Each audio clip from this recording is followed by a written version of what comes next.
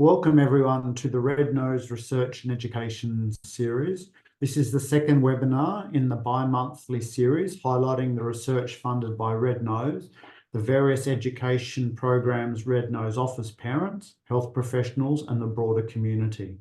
I'd like to start by acknowledging country. Red Nose acknowledges the traditional custodians of the lands in which our families, volunteers, staff, board and committee members work, live and visit. We pay our respects to the elders of those many nations from past and present, recognising their continuing connection to land, waters and the community. Red Nose respects the knowledge and expertise of Aboriginal and Torres Strait Islander people with their strong culture and traditions, whose hands have touched many babies' birth and children reared on this land, and together we acknowledge their experience of loss. Tonight we have a number of presentations which I'd like to summarise before I ask the speakers to commence. The first presentation will be given by Margaret Polacska. Margaret is the Director of Prevention, Education and Research at Red Nose, responsible for ensuring our education and prevention programs continue to deliver on Red Nose's mission to save little lives and ensure the wider community understands the devastating impact felt by families whose baby or child has died. Margaret has a background in project management, business development, fundraising, health promotion and peer support, moving from engineering and managed services to the not-for-profit sector after having children. As a bereaved parent, Margaret developed and delivered Red Nose's pilot hospital to the home program with her team, providing peer support and navigation to bereaved parents in the acute stages of grief following stillbirth or neonatal death. She is also a consumer member of Safer Care Victoria, Baby Collaborative Faculty.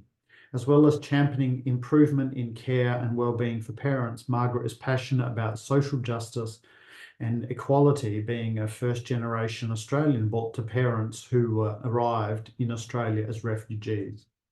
She has provided personal insight as a consumer and carer on a number of diversity and inclusion working groups in healthcare, and I look forward to introducing Margaret shortly. Our next speaker tonight is Associate Professor Fran Boyle.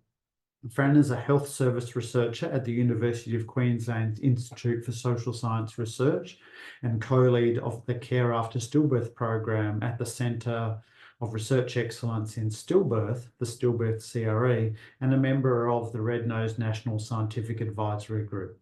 Fran has a background in psychology and public health and is engaged in health service research and evaluation in a range of hospital and community settings.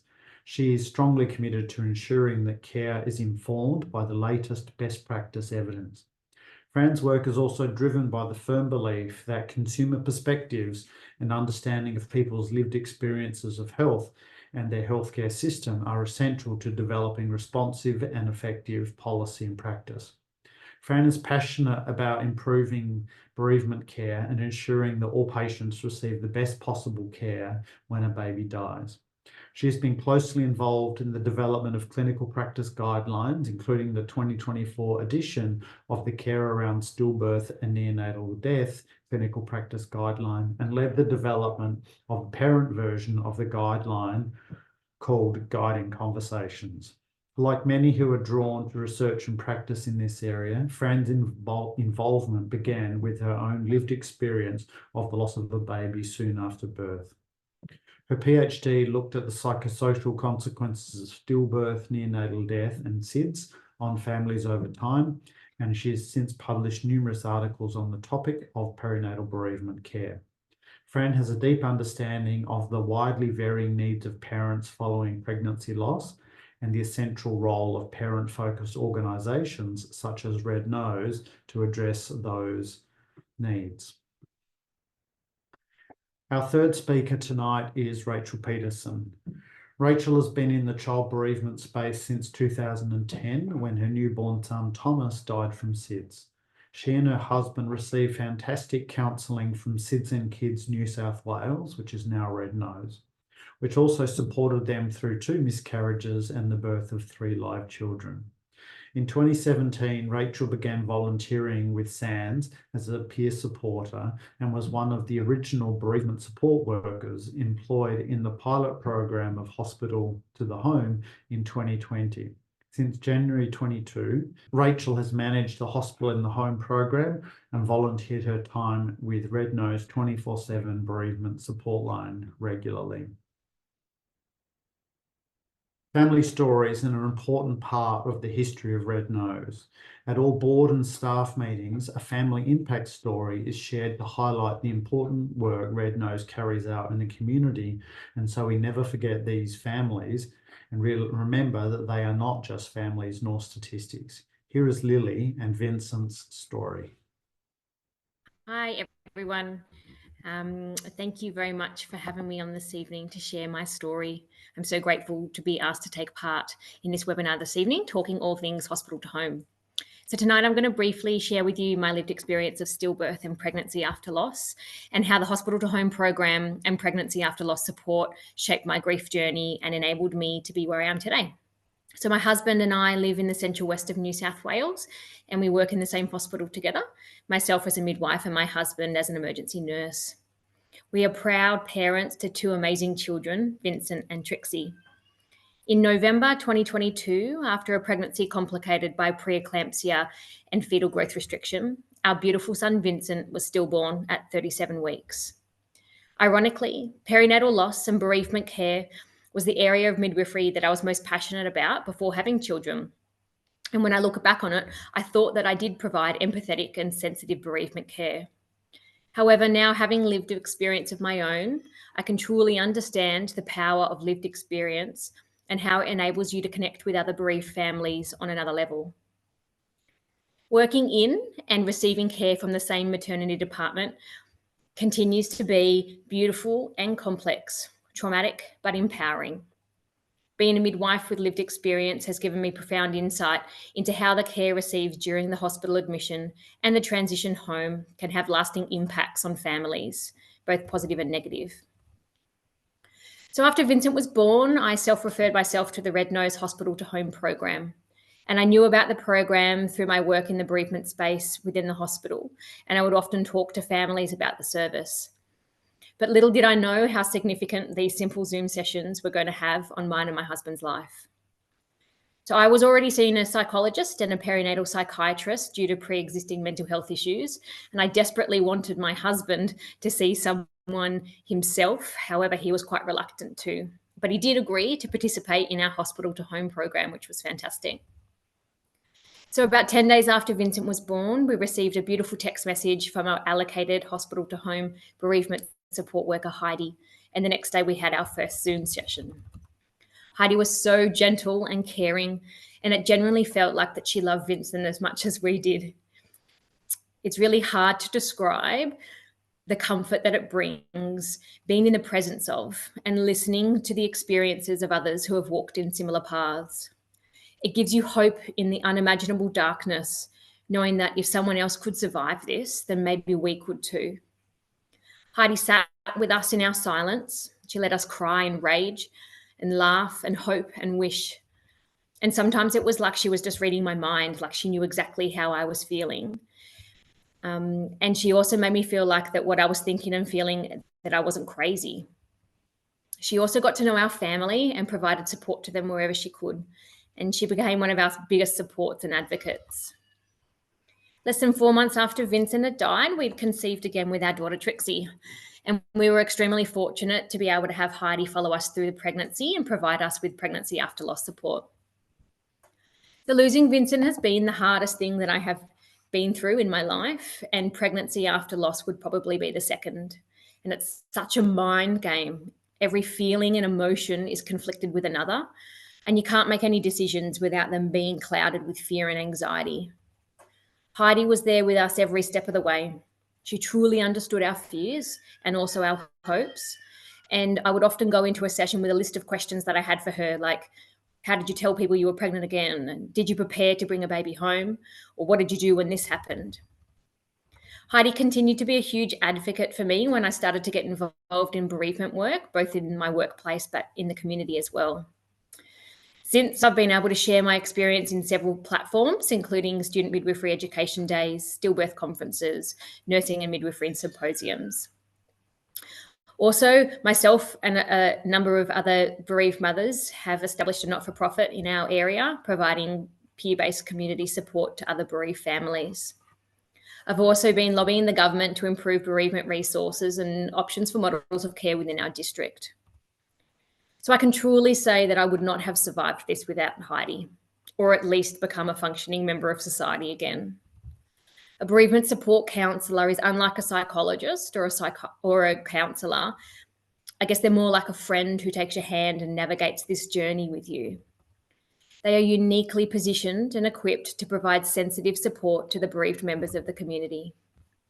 So for those of you here tonight, please make yourself familiar with the hospital to home program and how you can refer families that you may come in contact with. It's free, it's simple to access. Families don't need a mental health care plan.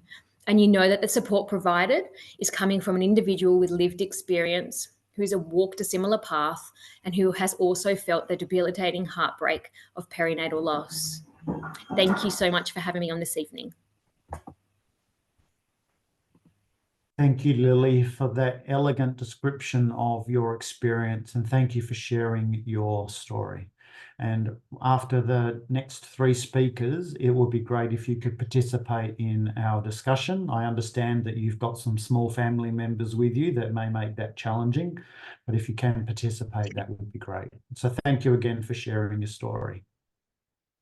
I'd now like to introduce our first speaker, Margaret Polacska, who's going to talk about what makes Hospital to Home an outstanding program. Thank you, Craig. Hello, everyone. As Craig mentioned, I was the program manager of the pilot program for Hospital to Home. I'm also a bereaved parent and am now the Director of Prevention, Education and Research at Red Nose, working hard to save little lives. It's our pleasure to share with you tonight the success of the Hospital to Home program, from a pilot program and its evaluation to the expanded and refined program it is today. Tonight, I will present what the pilot phase involved before handing over to Fran to present the findings of the pilot program evaluation. So first, I will step you through what the scope of the pilot program was. So it was a program funded by the federal government and it launched in 2020, which unfortunately was also the start of the COVID-19 pandemic. The pilot program finished in December 2021. The original concept was really for the outreach workers to be based at 5 pilot hospitals in the mainland states of Australia. And the key support was intended to be face-to-face with a warm handover from a midwife or social worker from the hospital before the outreach workers would then support the family and the community. The support was parent-led, so parents chose how they would like to be supported, and there was a mix of practical and emotional support. And it was in the acute stages of bereavement following a stillbirth or newborn death, so within that first 3 months. And each family had up to 10 sessions in the pilot program. It was a novel program in perinatal care for the very fact that the role of the bereavement outreach workers required lived experience of baby loss. So it was really important for us to have robust frameworks in place, particularly around supervision to manage that risk for the wellbeing of our outreach workers, and also to achieve the program aims. We had 350 referrals during the pilot program, and that was across, I think, 16 months. I will now show you the aims of the program. It was really to fill that identified gap in the transfer of bereaved families between hospitals and support services by providing targeted short-term assistance to navigate processes following the loss of a baby. We set out to reduce the isolation and validate the impact of grief through companionship, as Lily has touched on. This was particularly important as some of the states were in strict lockdown, so that isolation was even compounded even further. We worked towards helping parents and partners understand each other's different grieving styles when there was a conflict, so they could better support each other, and also the understanding of family, friends, and workplaces regarding the needs of bereaved parents. And this was so the community could support these bereaved parents to return to their normal activities, including work, when they were ready to. It also, we were in a position of being able to identify any emerging issues related to complicated grief, which we could then make a referral into the Red Nose grief counsellors, should the parents wish to do that. And just touching on what sort of support options, to give some examples, Lily has touched on some, but it was really around providing a mix of practical and emotional. So this could be for memory making, or providing support sessions, also including extended family, such as grandparents. And we did have some grandparents who lived overseas, and through translated services, we could include them in support sessions when they didn't speak English. And that was a real help, because some of the couples were in Australia on working visas, so they were very isolated with no family here. We could assist with ideas around planning funerals and memorial arrangements and support those families, as well as attending medical appointments should they feel they needed that extra support.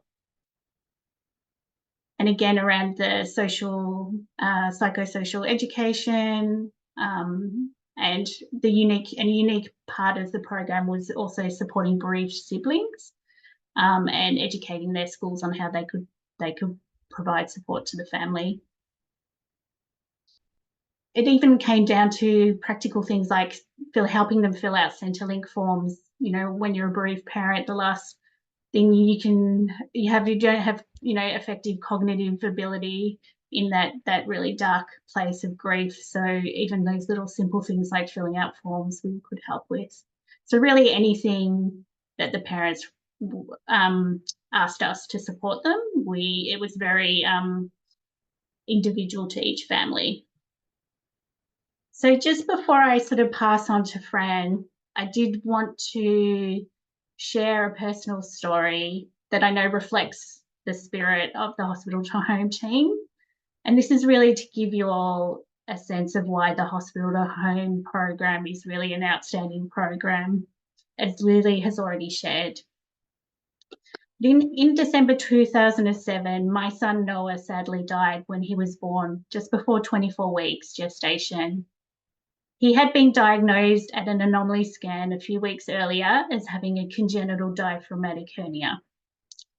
In those weeks, we spent much time being transferred to a tertiary maternity hospital and having lots of tests, including a fetal MRI that concluded the fatality of our son's condition, a rare bilateral defect. In hindsight, it's clear the healthcare professionals caring for us knew what the outcome was going to be, but we were tightly grasping a glimmer of hope until it was extinguished when the only treatment offered our son was palliative care.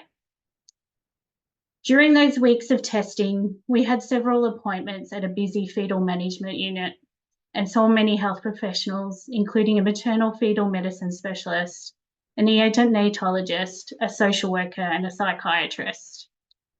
The unit was busy and most people there looked like they were going about everyday business, busily chatting with family or rushed off their feet attending to patients. It wasn't until our second visit that I began to notice other distressed parents, either sitting blankly in shock or crying silent tears. A few months after Noah died, we returned to the FMU for an appointment with a geneticist to hear autopsy results. I brought something to read in the waiting room as I needed to distract my anxiety returning to the hospital where our son had died, and to distract my gaze from the pregnant women walking around. One couple who I couldn't not notice was a heavily pregnant woman and her partner. They almost stumbled into the edge of the waiting area and stood there individually hunched over and sobbing heavily. In that moment, they couldn't even look at each other. I whispered to my husband, "Oh no, I think they've just been told their baby has died." My eyes darted across to the reception desk, urgently looking to see if any staff could see what was happening, but the distressed couple were out of view. My mind tossed up whether I should go alert someone, as I also felt a strong urge to wrap my arms around these strangers, to comfort them and say, "I know what you're feeling and I am so sorry." The geneticist called our names and we headed into the consulting room. I never got to see what happened to the couple. One of the first things the geneticist said to us after greeting us was, "Don't underestimate the impact your loss will have on the rest of your lives." Those of us who are bereaved parents know we can't change the circumstances of what happened to our own family. However, we can make a difference for the families who come after us. The strength of the hospital to home team stems from the incredible passion that each member has for companioning families in our program to navigate those difficult early days after loss. The team understands the loneliness and isolation that bereaved parents feel because they have also experienced it, and are dedicated to ensuring hospital to home families are connected to the ongoing supports they need. This is why the evaluation data for the pilot program shows, and the ongoing program continues to show, significant positive impact. It is a very special program and one that bereaved parents wish had been available to them in their time of need. The passion of each support worker stems from the desire to give the support I didn't have. And it is a program I will always be very proud to have played a part in building. The hundreds of families we've been able to wrap our arms around and hold space for is so incredibly rewarding. I'm sure all our babies would be proud of the work we do. Thank you for listening, and I will now hand over to Fran to present the pilot program evaluation. Thank you, Margaret, for that lovely presentation and for sharing your deeply personal story. Hand over to you now, Fran. Thanks so much, Craig, and thank you, Margaret and Lily, for your beautiful words, for setting the scene so perfectly. And thanks everyone for joining the session this evening. I too acknowledge the traditional owners and particularly acknowledge that it's NAIDOC week this week. And I'm joining this evening from Meanjin, Brisbane, from the lands of the Jagera and the Turrbal peoples, and I pay my respects to elders past, present and emerging.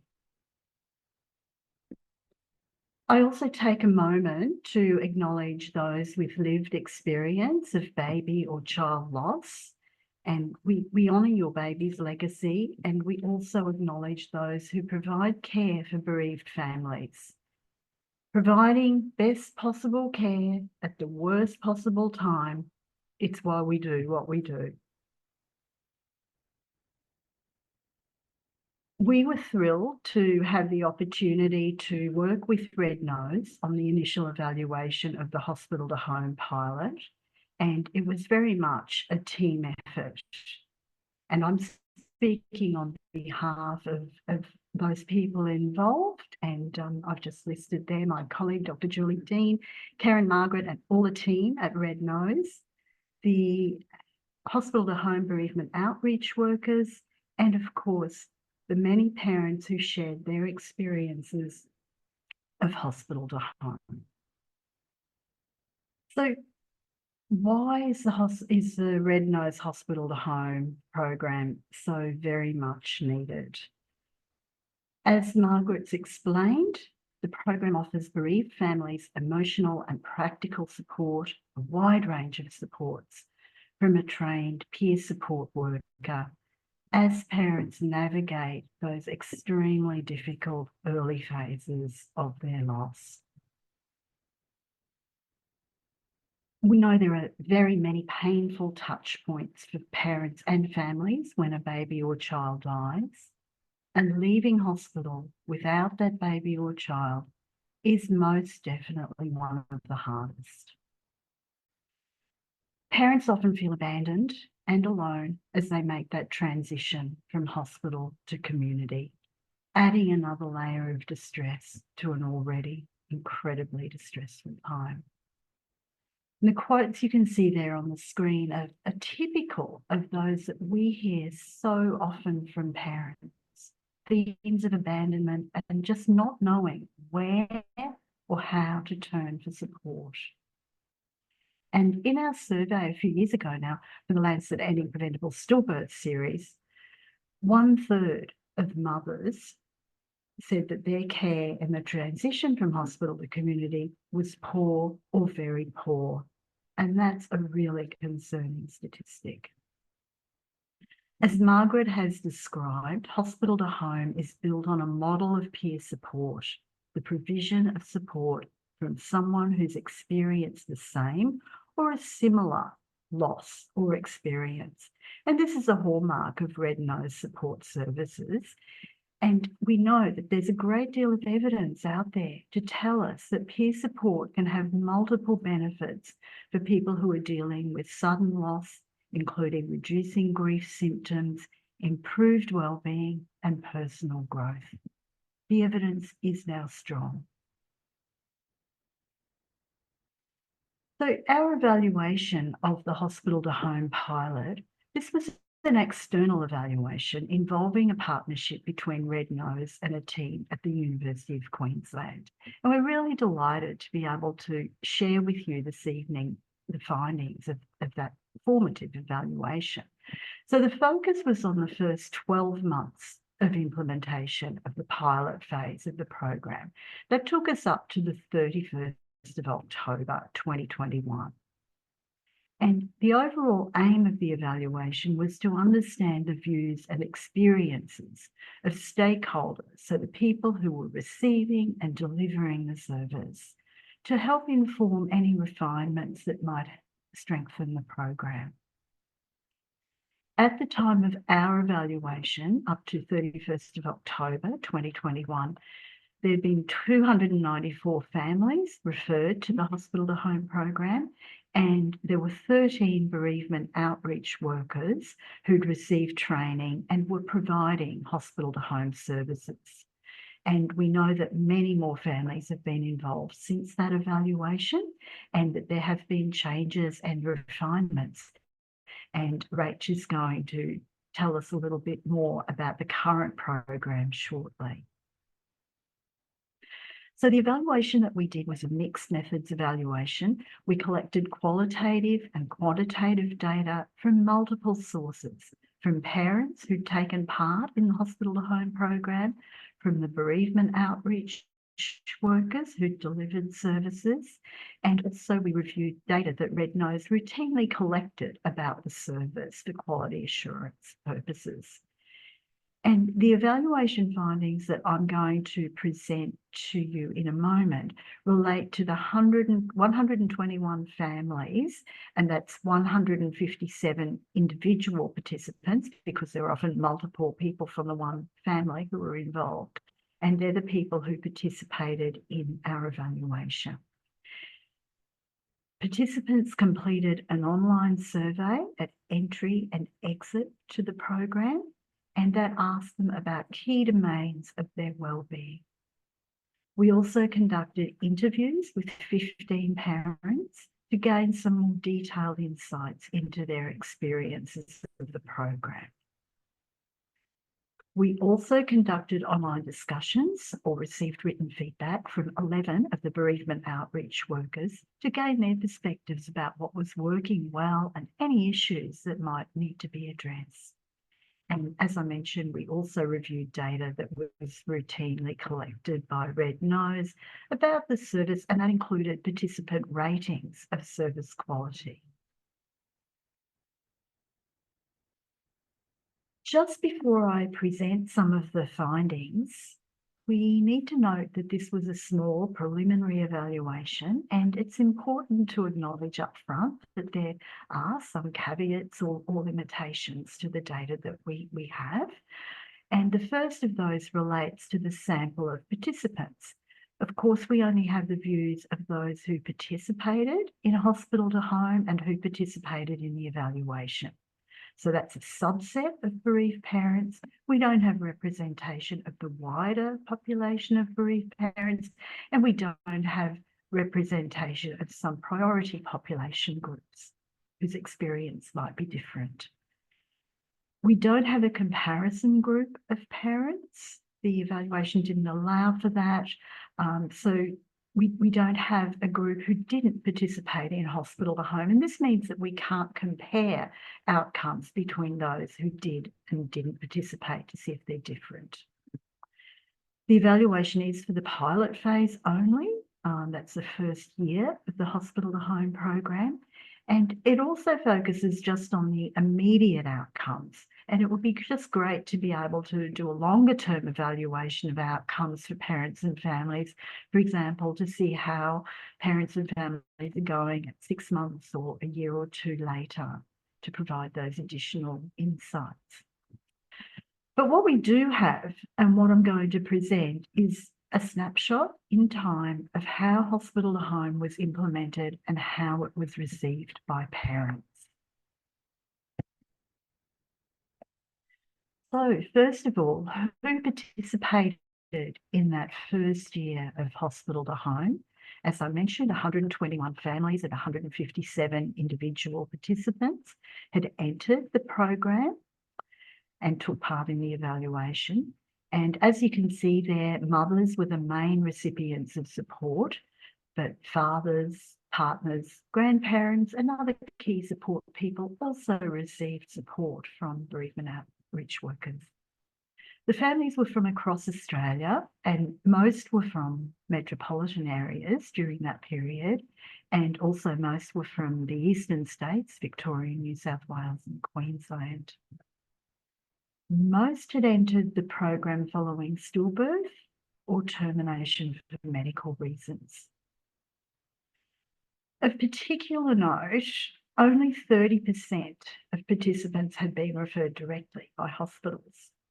And the most common referral pathway was from non-hospital sources after leaving hospital. So most families had self-referred after hearing about the program from social media or by word of mouth, or they'd been referred from within Red Nose counselling or peer support services. So there were concerns about these low rates of hospital referrals, because that really had been the intention of the program from the outset, was to increase hospital referrals.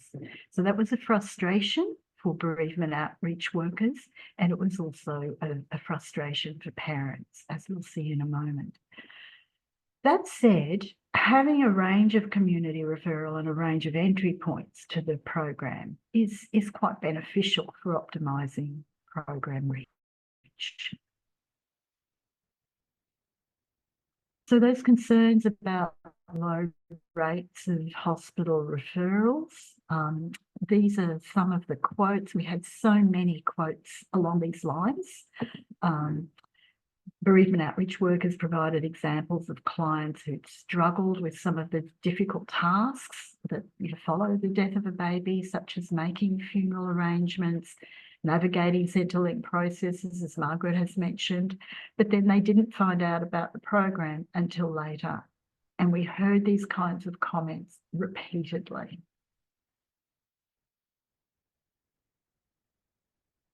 So how did participants engage with the hospital to home program? There were a total of 581 support sessions and more than 1,500 short contacts. And as you can see there, support sessions involved schedule appointments, either online or face-to-face with parents. But they usually led to bereavement outreach workers making a number of shorter, more targeted follow-up contacts on behalf of the client. So those contacts could include shorter instances of support activity, for example, a telephone check-in, an email or a text, or perhaps a contact with another healthcare professional or another service or relevant organisation or an employer, for example. So on average, each family had 4 to 5 of the support sessions. So there was some considerable variation, but that was the average number, and 12 shorter contacts. We saw that participants had very high levels of satisfaction with their experience of support. So this was from the service quality scale that Red Nose collected routinely. And when I say very high levels of satisfaction, these are ratings of 4.93 to 4.99 on a 5-point scale. So you can't do much better than that. Okay, so when participants entered the program, they completed a wellbeing scale, and that covered 9 areas of wellbeing. So that's the work and social adjustment scale, and it tells us how people are doing across different life domains. So as you can see, the majority of participants weren't doing so well on most of those 9 domains. And of course, as we might expect, following a loss as significant as the death of a baby or child. As you can see there, personal well-being, how people feel they're doing at the moment, their ability to work, and their ability to connect socially, to engage in social interactions, were particularly affected. So that was an entry to the program.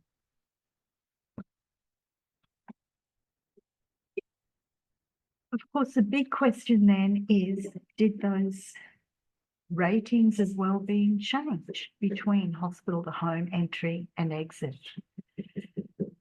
We had 45 participants who, at the time of our evaluation, had both completed the pilot program and had completed both entry and exit surveys. So it's a relatively small number of participants. But what we can see here is that over those 9 domains, for 8 of them, 8 of the wellbeing domains, there were statistically significant improvements in scores, in their self-rated scores at the end of between the entry and exit to the program.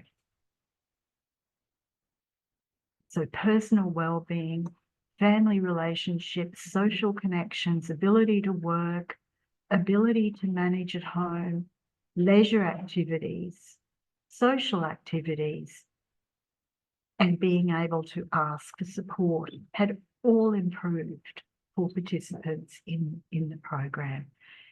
And yeah, we thought that was pretty strong evidence of some positive effects of the program. Even though we're talking about a small sample, that combined with the other information that we gained from participants really indicated to us that there are some very, very promising effects of the hospital home program. Really quite compelling. I'm going to conclude just by summarising a few of the standout features of the program. And these are things that come from both the bereavement outreach workers and from parents as well. And this is a result of us pulling together, triangulating the various sources of information that we collected through the evaluation. So the first of the standout features is the diversity of the type of support offered. Margaret has already touched upon this and some of the other features as well, but parents really value that mix of emotional and practical support that was tailored to their individualised needs. Also, that could include family members and other social network members at different times as needed. And as one of the bereavement outreach workers said, we're doing a lot more than listening and holding space for grief. We can get down to the nitty-gritty. So the nitty-gritty, things like filling out Centrelink forms. The second standout feature is the peer support model. Over and over again, we heard just how much parents valued being able to talk with someone who got it. So that understanding that comes from lived experience, the shared experience, and also the sense of hope that the bereavement outreach workers brought. Another critical feature was being able to receive support in a non-clinical setting. That meant a lot to parents. It meant that they could receive support at a convenient time and place in a setting that was appropriate for them. Some support was online, some was face-to-face. Sometimes it was in the parent's home, sometimes it was in an outdoor setting. And a quote there tells us about one experience, and there are a number of experiences like this, where interactions took place outside. I've met someone at the beach before, at a beautiful outlook. The family felt closer to their baby in nature. Being able to walk and talk was something that came up a lot too. It wasn't just sitting in a clinical setting. The flexibility of the program was another standout feature. So being able to refer to other services, including the specialist support and other red nose services where needed, was really something that parents valued. And also those brief check-ins, something really welcomed by parents. So what is good is the informal touching base with you, feeling like somebody cares, those short contacts.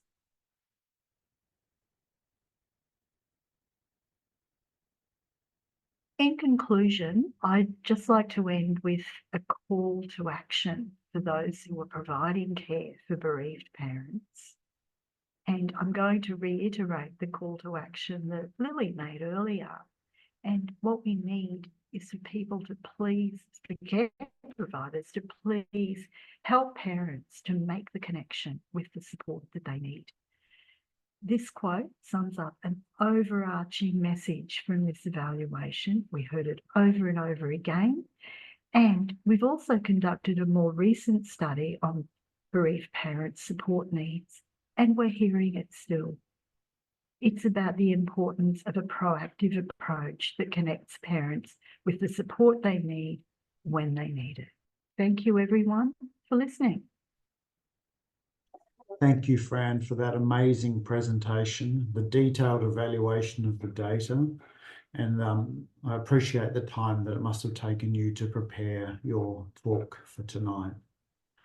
We're now going to hear from Rachel Peterson, who is the hospital to home manager, who's going to explain how the program has evolved since the pilot project. So thank you, Rachel, for your presentation. Thank you, Craig. Since the hospital to home pilot ended, we were lucky enough to be funded by the federal government for a further 4 years until June 2026. So we've been able to continue providing support to newly bereaved parents. We still have 13 bereavement support workers, and they actively seek contact with relevant healthcare professionals, hospitals, community organisations by providing in services about all of Red Nose bereavement services and how to refer to Red Nose and to hospital to home. Parent-led support is still our model. The parent-led aspect has not changed at all. And though sometimes parents come to us not knowing exactly what it is that they need, we find through listening and in creating a space in which they can talk about what they have been through, they begin to recognise where they need to be supported, be it with memorial arrangements, workplace issues, or family support.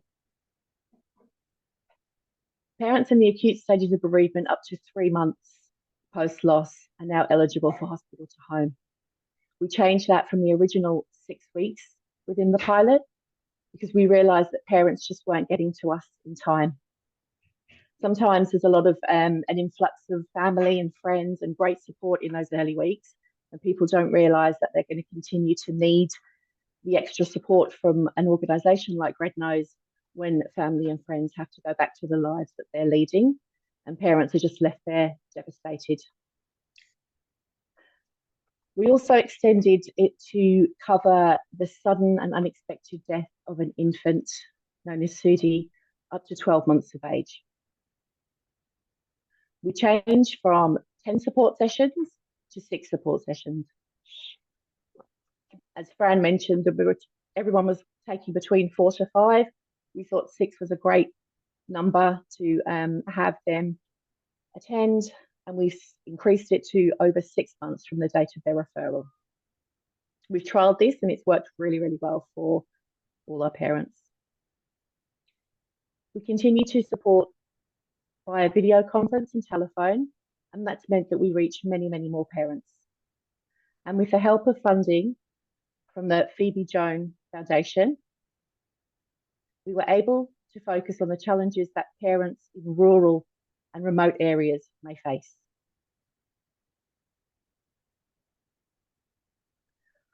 Our core aims remain the same. We want to fill the gap. We can only do so if hospitals and therefore parents know about us. So we really need to get the word out there. We're constantly working to get hospital to home known by the healthcare workers who will deal with bereaved parents. Reduce isolation and validate the impact of grief. We've added some important elements to encourage connection with other bereaved parents. We connect parents where appropriate and with their permission. For example, we have a fortnightly online cuppa catch-up, drop-in Zoom, where hospital to home parents can join us for an informal chat about how they're going. We offer 2 short 4-session programs twice a year that we call Next Steps and Next Steps Pregnancy After Loss. We invite hospital to home parents to facilitated sessions on relevant topics such as living with your loss, continuing connections, relationships and community, hope and healing. For our Next Steps Pregnancy After Loss, we do sessions on emotional and practical considerations, coping strategies, holding it together, and preparing for the birth and beyond. We continue to support healthy relationships by assisting partners and family members to understand grieving processes and encourage good communication. We can refer to organisations like Penthos for couples having difficulty connecting for a prolonged period of time, or to Relate for other family dynamic issues where needs be. Grief counselling is always discussed with parents as they end their time with hospital to home, and around 50% of them will ask for a referral at that point. They can always come back to Red Nose for counselling at a later stage if they wish to. There's no time limit around that. We continue to support bereaved parents for returning to work, study, back into the community, encouraging them to advocate for their own needs. We also continue to survey our clients on quality of service, giving them the option after each support session to complete a short 5-question survey. We're keen that the clients feel that they connect with their bereavement support worker. If needs be, we could move them around to a different support worker where one is available. But I'm proud to say that the hospital to home team continue to receive an average rating of between 4.4 and 4.9 out of 5 for the quality of their support. Based on client feedback, in July 2022, we introduced subsequent pregnancy support sessions. Each hospital to home client can self-refer directly back to their bereavement support worker if they become pregnant again, and they receive 3 support sessions during their pregnancy and 1 post-birth. Our rural and remote clients in the Phoebe Jones program are eligible for up to 9 support sessions during that pregnancy and 1 post-birth. We take into consideration that there are not as many supports out in rural and remote areas, and they would need that extra support from hospital to home. Some examples of the support that was tailored to meet individual client needs. We've had a support worker visiting a graveside with parents to mark a special occasion. We've had one facilitating a gentle re-entry for parents to their infant's room as they were unable to go in alone, as that's where he had died. We're holding support sessions while walking along the beach, as Fran mentioned, and we have them in a park so toddlers can play. Anywhere that the parent feels comfortable and we can have a little bit of privacy, we will have a session with them if we can do so. We've attended follow-up medical appointments with parents for support and to take notes for them because it's just so overwhelming, some of the information they get at that time. We've talked with a group of pregnant friends on behalf of a mum who still needed her friends, but just couldn't face being around them just yet and wasn't returning calls, etc. We've accompanied parents to back to work meetings to be a support person. And before that, we had that meeting, there was some advocation and we just tried to let that parent know that we were going to be there for them and let them talk through what they were going to say and all that sort of stuff. So we could just be there and know that we had their back in that situation. We respond to requests from bereaved parents for many other types of emotional practical support, finding out where things are for them, getting referrals, getting recommendations for jewellery companies or memorials. We work as a team in that respect, and we always share information about what would benefit other bereaved parents. And one of our support workers accompanied a mum in her subsequent pregnancy to the birthing suite where she had birthed her stillborn son, to walk around and support her in her reaction to being in that space again, because she knew she was going to have to go back in there to have her next baby.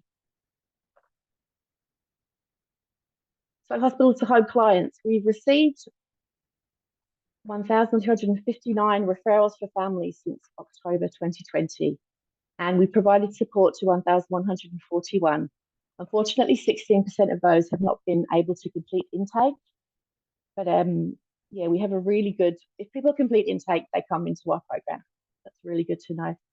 And families for us in hospital to home could be a one-person family or a two-person family. We just count them as families. And finally, I'd just like to give you an example of some of the comments that we get in our quality of service. So before each session, I don't think I've much to talk about, but once we get into it, there's quite a bit to reflect on. I come away feeling validated and a little lighter. It's nice to talk to someone that can sometimes just understand what you are trying to express. I feel that my bereavement support worker is the right fit for us. Extremely fortunate to connected with and have this bereavement support worker. It generates space for my husband and I to have conversations that having or starting with just the two of us is not always easy as doing so with a bereavement support worker. I feel very well supported, and even though it's extremely tough to talk about, I felt lighter after the session, so thank you. Bereavement support worker is an amazing support worker with so much wisdom, delivered with gentleness and a friendly face.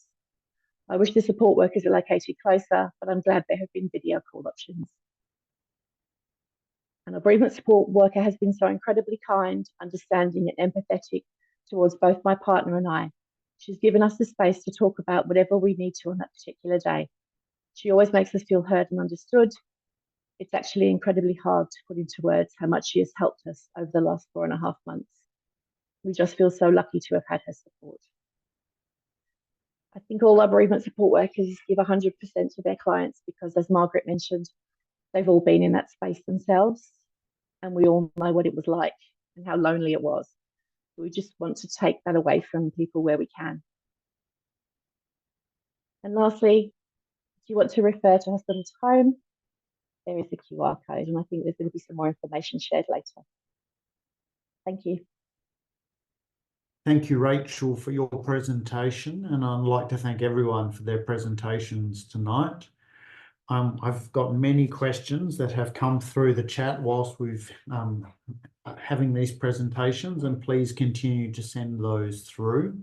We've got about 20 minutes to ask questions, and I won't specifically address the questions to any member of the panel. Anyone, please feel free to answer, but I will start with Lily, if that's okay. I was wondering if you could explain to us how hospital in the home helped you specifically. I think at the time you feel like that you're the only one in the world that's going through this, and it's incredibly isolating. But our hospital to home worker opened up this whole new bereavement community to us that I had no idea existed. And I'm not part of a faith or a religion or a particular community, and I feel like that sometimes I feel a bit lost in terms of where I feel connected to and what my purpose is. But since being integrated into this bereavement community, I feel like that I've found my space now. I've found my people. I've found, my support networks, and I feel like this is where I belong now. And she, gently guided us through to this and encouraged us to grieve, and to grieve hard and grieve well, and to get involved with different opportunities. So yeah, she enabled us to get through the other side, and every day is really difficult, but I think we're flourishing now in with our lived experience. Did you engage with the program during the following pregnancy?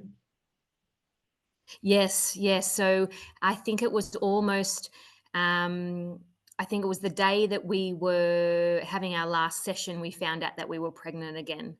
And our support worker went off and then came back and said, I've got some fantastic news. I can support you through your following pregnancy, which was just as important and just as impactful as it was in the original hospital to home program. And I know when both programs finished, there was lots of tears on all our parts, because we had been on such a journey together. And although I've never met Heidi in person, I feel like that if I met her, that she would just be like a sister to me, I guess, and to my husband. She absolutely incredible program. Great, thank you. So with regard to the pilot program, perhaps Fran, what was the most challenging aspect of the pilot program? I think, Craig, the most challenging aspect was that one of low referral rates from hospitals. I mean, that was the intent of the program, to really connect with parents as soon as possible after the loss or after the diagnosis of an impending loss. And that just didn't happen as much as it might have. And I think that was frustrating for all concerned. That said, it takes time for relationships to be built up. And I know that, there have been some big steps forward, but it really does take time. So I think that was disappointing, but also, as I said, it kind of enabled, that sort of wider range of entry points into the program, and that was a good thing. But I would say that was the most frustrating element.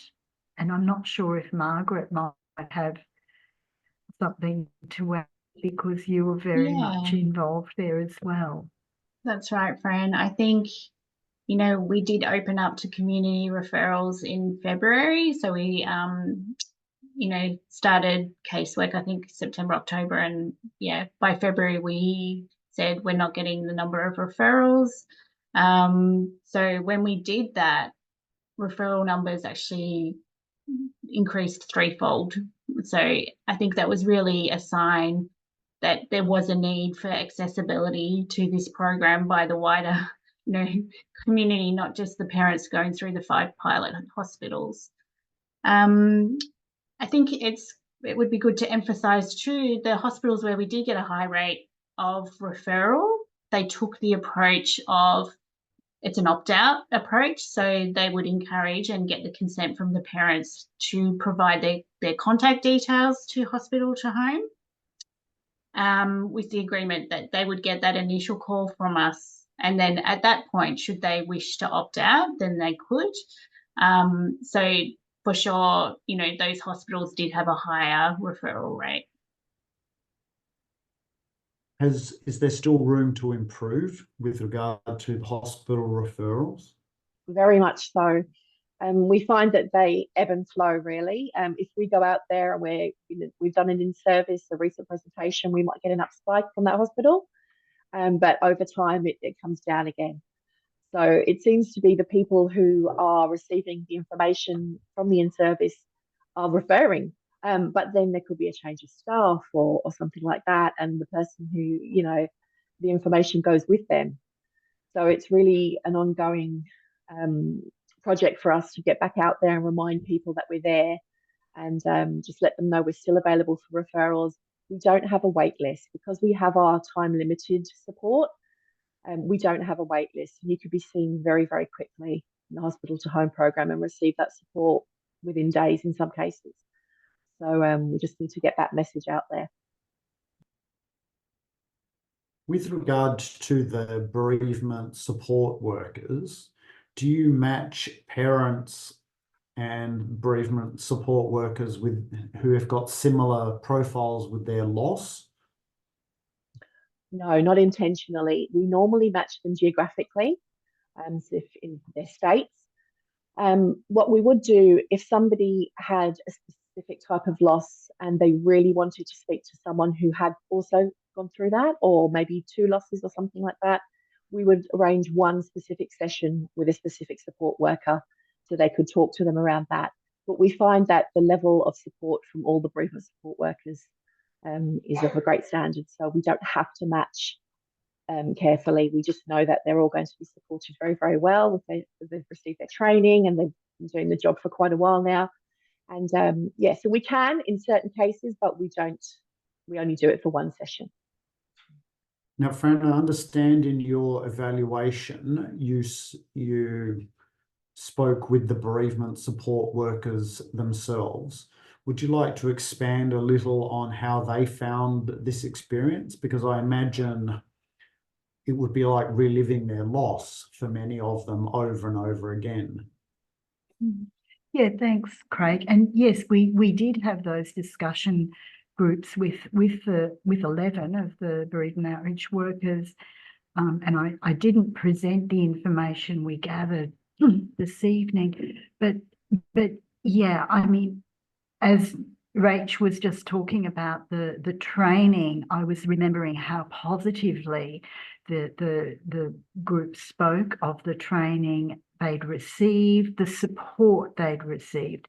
So important. It's very demanding work, very rewarding. It's very much a calling, I think, for these workers. But certainly they felt supported. They felt that there was always someone that they could turn to. They could have those debriefing sessions as needed. They felt very supportive, and that was something that came out so strongly from the outreach workers. And the thing that really struck me there as well was that you know, they were from, and still are, I assume, from different parts of the country. So they weren't sort of meeting face to face as a group, but still they felt that very strong connection. And that was something that really came out very strongly. Yeah. A question maybe, well, all of you have had loss, which is incredibly sad. Do you think that participating in this program, whether it be helping run it, or particularly if you're a bereavement support worker, does that help you with your loss itself and how you process and manage that? I think I can only talk from the pilot phase. Obviously, that's where I was involved. But just as Fran was talking about how the support workers felt well supported, you can almost see a mirroring. So as Lily was talking about being connected to community, the support workers very much felt almost a sisterhood and that connection as colleagues, but more than colleagues. So we started the program we recruited the month before the pandemic hit. So we had shortlisted, we'd made offers for employment. We hadn't given anyone a contract yet, and that was held off until we could start casework. But that was 7 months, and every shortlisted candidate was there at the start of, 7 months later at the start of the program. In that 7 months, we would meet regularly, and these are people who are not yet staff. They were dedicated enough to meet together, get to know each other, build the relationships. Although we were all peers, we were also coming from different professional backgrounds. So we did have midwives, we did have social workers, and although the model of care was as a peer, we shared learnings. We would I would interview groups of, professionals and really just get all their knowledge. So then the training, that was formed part of the training of all the other outreach workers would learn together. But at the same time, we're connecting with each other and getting to know our stories and becoming that peer support for each other, which was very important for peer supervision.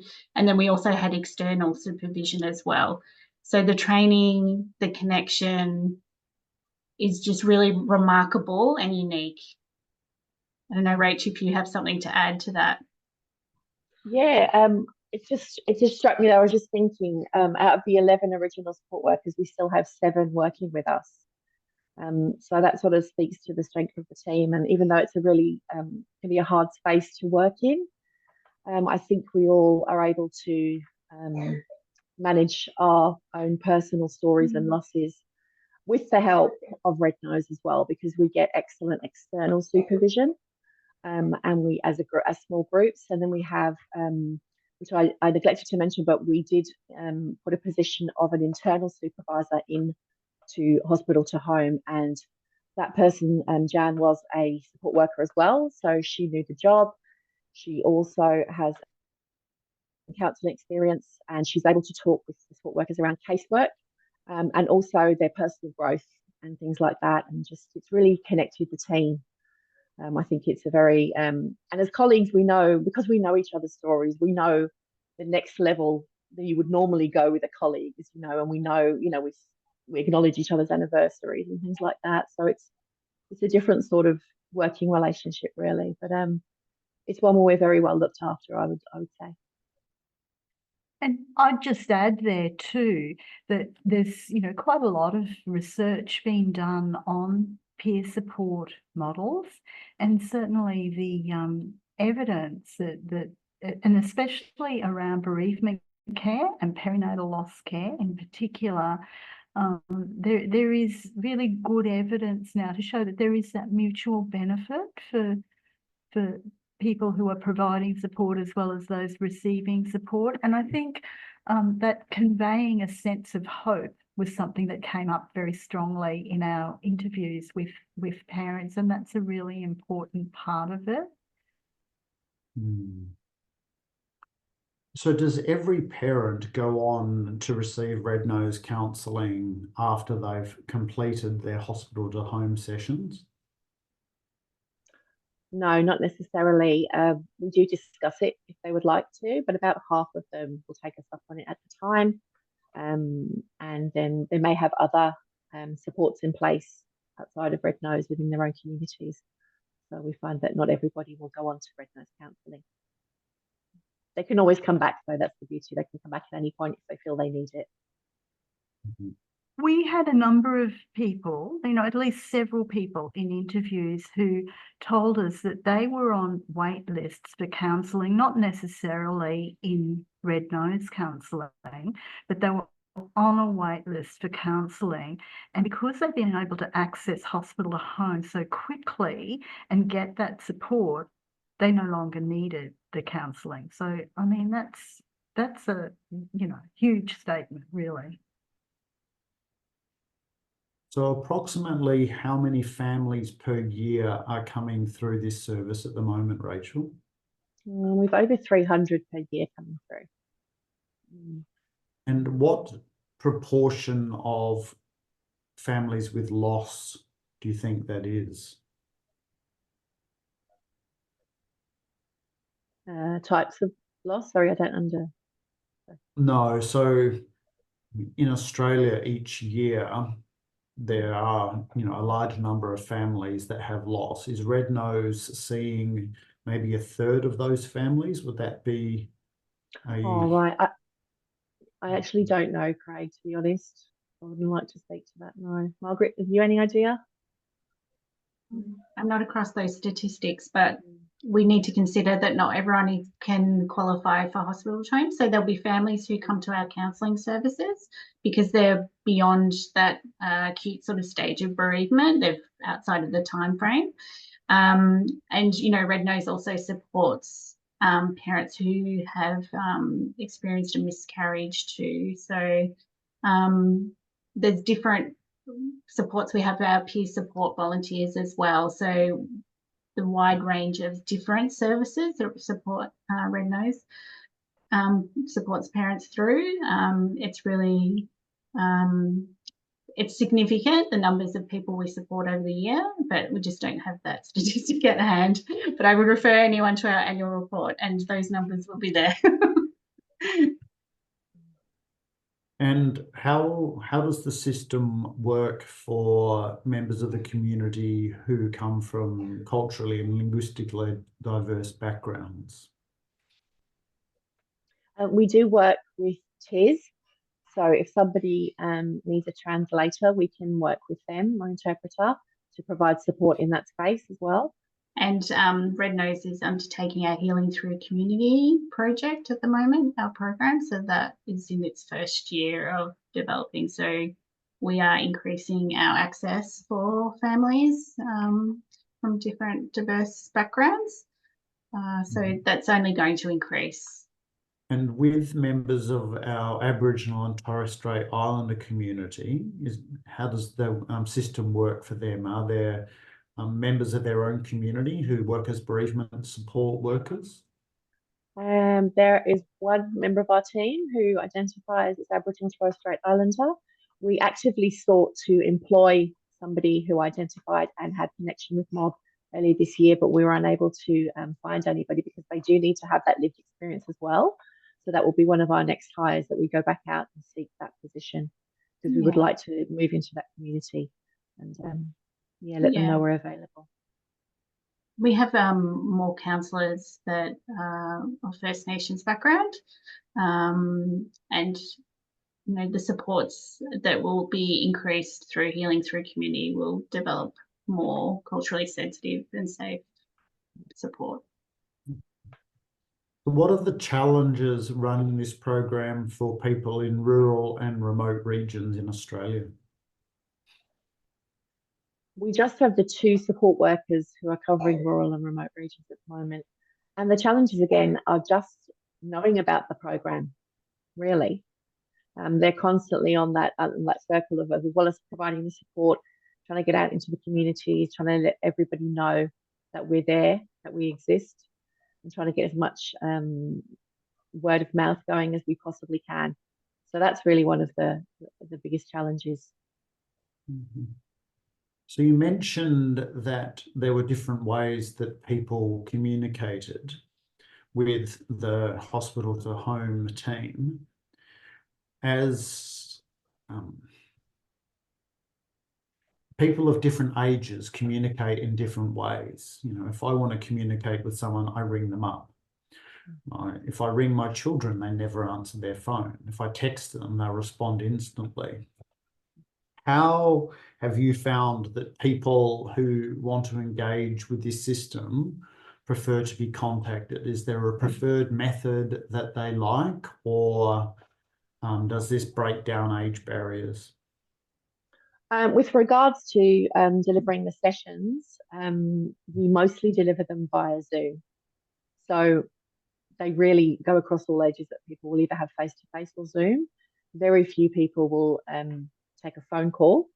But in regards to connecting, from our very first attempt to try and make connection with parents, we find that people don't answer the phone. So we always just send an SMS to let them know, because there's so many spam phone calls, etc. They won't answer a number they don't know. So we just reach out via text for our first introduction of ourselves and let them know this is the number we'll be calling from. And what of the services that hospital to home offer, which part of it is most utilised by families? Definitely this session with the bereavement support workers. We do have uptake on our programs, but not every family will enter into one of our next steps programs or come to our cuppa catch-ups. They're sort of optional extras for families that wish to. So one of the things that I have the privilege of doing is looking after families with stillbirth. I would see several families a week who've had a stillbirth or perinatal loss of some type. what advice would you give me or people like me in the community about how to get our patients to engage with your service? I would just make yourself familiar with what we offer and let your patients know that it is lived experience support. Red Nose has that option. We also have the option of professional counselling support as well, and peer support where they can call the 1300 line. So we do have that suite of sort of people may need at a certain time. But just making yourself familiar with what hospital to home offer, that we can provide practical and emotional support, and that just go to our website is an easy self-referral for the client themselves, the parents themselves, or for a health professional to do. And if they opt in, they can have a think about it. They don't have to take us up on it immediately either. They can be on our, we can put them on hold for a little while in hospital to home and see how they feel, and they can engage when they feel ready. But just let them know about it so they can opt out if they wish to, rather than they come back in the year and say, I wish I knew about you. I must say, as a user of the service, in terms of working in the community, one of the things that my patients describe to me as being the greatest value is the care during their next pregnancy, because many of us who see women with loss then look after them in their subsequent pregnancy. That ongoing support really is very, very valuable. And certainly my experience is people who find the next pregnancy the most challenging are the people who try and navigate it alone.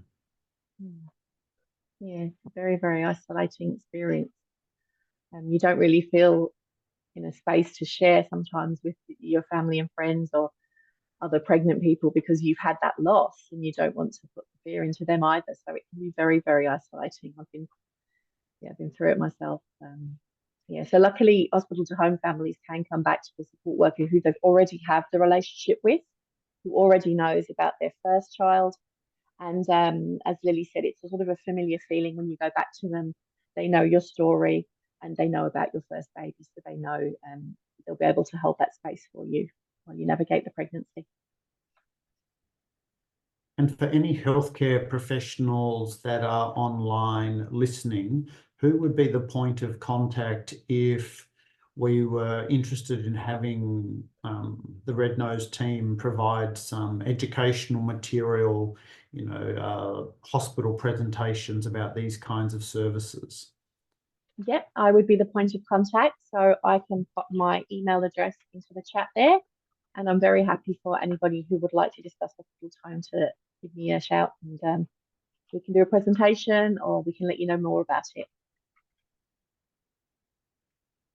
So I see in the chat there is the phone number for the 24/7 support line, which is 1300 308 307.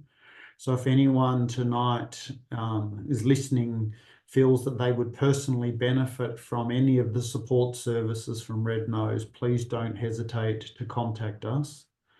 I'm truly thankful for everyone's presentations tonight, answering the questions. And if maybe Margaret, you could just close. There is a slide with a QR code which people can scan to get more information from the website. Yep, so that QR code will take you directly to the Red Nose website relating to hospital to home.